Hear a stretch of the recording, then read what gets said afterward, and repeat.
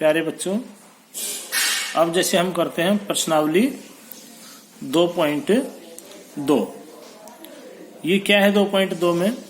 जैसे 2.2 में दिया आपको 2 गुणा 1/5। ये कहता है 2 गुणा 1/5। तो 1/5 क्या है? एक भिन्न। और कैसे बनी ये 1/5? 1/5 बनी जैसे आपके पास कोई ये वस्तु है और इसके हमने कितने भाग कर दिए? 1, 2, 3, 4 और 5। कितने भाग कर दिए हमने? ये 5 भाग कर दिए इसके। और इनमें से एक भाग को हमने क्या कर दिया? छायांकित। कितने भागों को छायांकित कर दिया? एक भाग को। तो इस भिन्न को क्या लिखेंगे हम? 1/5। क्या लिखी जाएगी भिन्न? 1/5। अब जैसे इसने दिया है 2 गुणा 1/5, तो इसका अर्थ है आपके पास 2 आकृति हैं। कितनी आकृतियां हैं? 2। और जिनमें दोनों आकृतियों में क्या है? 5 में से एक भाग को छायांकित किया गया है। आपने मिलान चिन्ह करना इनका कि जो इसका ये ए भाग है, नीचे A B C D, नीचे A B C और D, इनमें से कौन सा भाग है जिसको ये दर्शाता है? यानी कि 2 गुणा 1/5। इसका अर्थ है 2 आकृतियां हैं। 2 आकृतियां हैं जिसमें किसको दर्शाया गया है? 1/5 को। 1/5 का क्या अर्थ है? कि 5 में से एक भाग को छायांकित किया गया है। अब इसमें देखिएगा A में कितनी आकृतियां हैं? 3। तो ये तो है नहीं है। B में कितनी आकृतियां हैं? 2। और यहां भी कितनी आकृतियां दी गई आपको? 2। लेकिन इसमें भाग कितने प्रत्येक में? 2। तो ये आकृति भी नहीं है। इसमें कितनी आकृतियां हैं? 3। तो ये भी नहीं है। इसमें कितनी आकृतियां हैं? 2। और भाग भी कितने प्रत्येक में? 5। और 5 में से छायांकित कितना है? एक भाग। तो इसका अर्थ है 1/5 और इसका अर्थ भी है 1/5, यानी कि 5 में से एक भाग को छायांकित किया गया है। तो इसका अर्थ क्या है? कि 2 आकृतियां हैं और प्रत्येक का क्या अर्थ है? 1/5। तो जो पहला भाग है वो किसको दर्शाता है? इसमें D भाग को। तो पहले के साथ कौन सा मिलेगा? D भाग, यानी कि 2 गुणा 1/5। 2 गुणा 1/5। अगला है जैसे इसका दूसरा भाग, ये वाला, जिसमें क्या दिया है? 2 गुणा 1/2। तो इसका क्या अर्थ है? 2 गुणा 1/2। तो इसका अर्थ भी वही है कि आकृति कितनी है? 2। और प्रत्येक आकृति में क्या है? 2 भाग दिए गए हैं और एक भाग को छायांकित किया गया है। यानी कि 2 आकृति जिनमें से प्रत्येक आकृति के कितने भाग हैं? 2। और 2 में से छायांकित कितना है? 1। तो अब देखते हैं, अब इसमें ये तो हो गया हमारा D। तो अब 2 केवल इसमें है।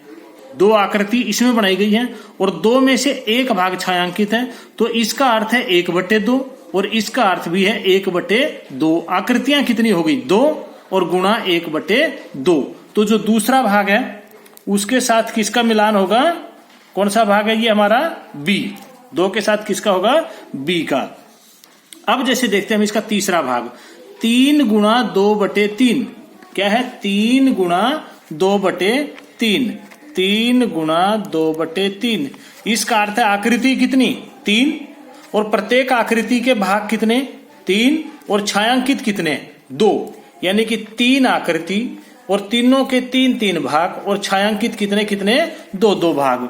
अब देखिएगा 3 आकृति ये हैं और 3 ही आकृति ये हैं। इसमें प्रत्येक में कितने भाग हैं? 3।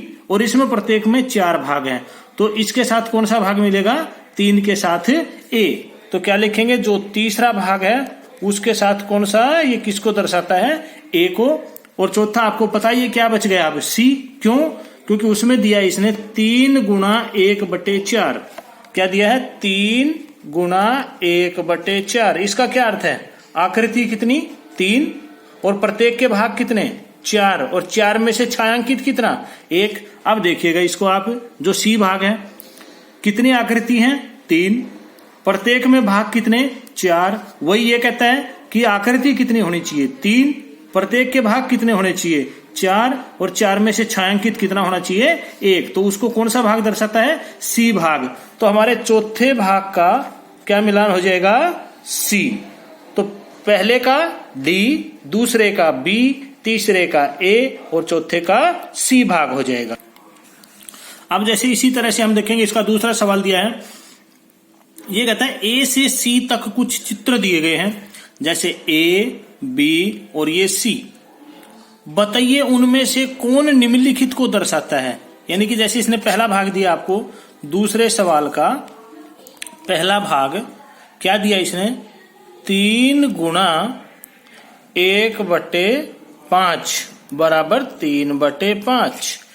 यानी कि आकृति कितनी, 3, प्रत्येक में भाग कितने, 5, और 5 में से छायांकित कितने, 1, और बराबर क्या आ जाएगा कि कुल 5 भाग और 5 में से छायांकित कितने, 3। इसके आपके पास 2 ऑप्शन दिए हैं, आप इसको देखकर भी पहचान सकते हो और इसको देखकर भी पहचान सकते हो। इसका क्या अर्थ है कि 3 आकृति, प्रत्येक के 5 भाग और 1 भाग छायांकित, और बराबर वाले में कैसे देखोगे, कुल 5 भाग और 3 भाग छायांकित।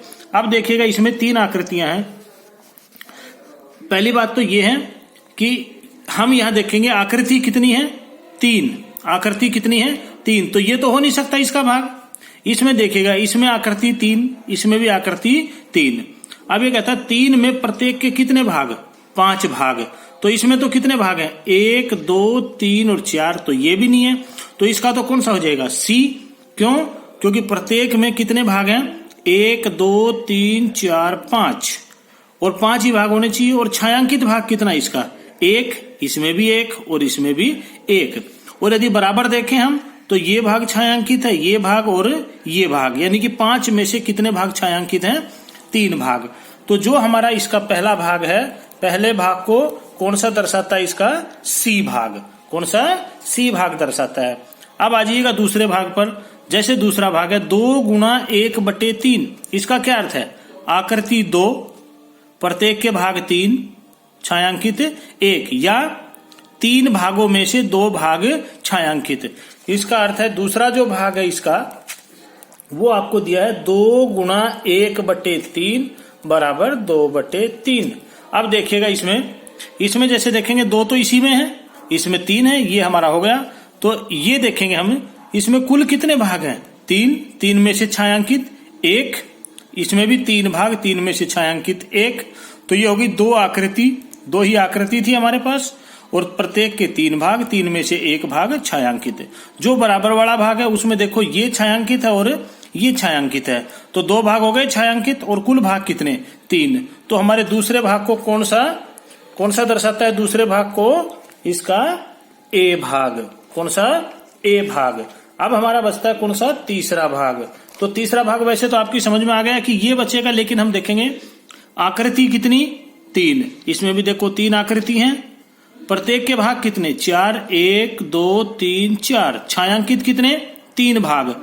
तो देखो इसका ये और ये तीनों भाग छायांकित हैं, इसके भी 3 भाग छायांकित है, इसके भी 3 भाग छायांकित है।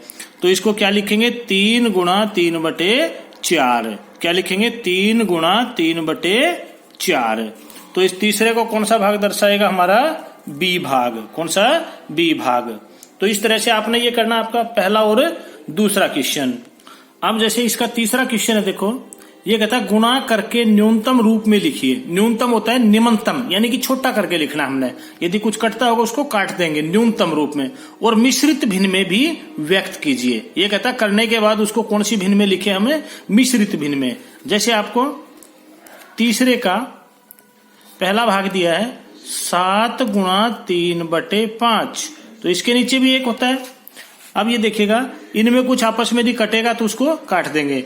अंश से अंश को नहीं काटेंगे, हर से हर को नहीं काटेंगे। अब कुछ भी नहीं कटता तो इसकी और इसकी गुणा करेंगे, 7 की और 3 की गुणा होगी 21, और 1 की और 5 की गुणा होगी 5।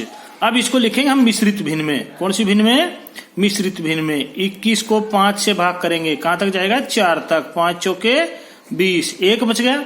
ये 1 कहां जाएगा, ऊपर, और 5 नीचे। तो इसकी मिश्रित भिन्न क्या आ जाएगी, 4 सही 1/5, यानी कि 5 चौके 20 और 1 21/5।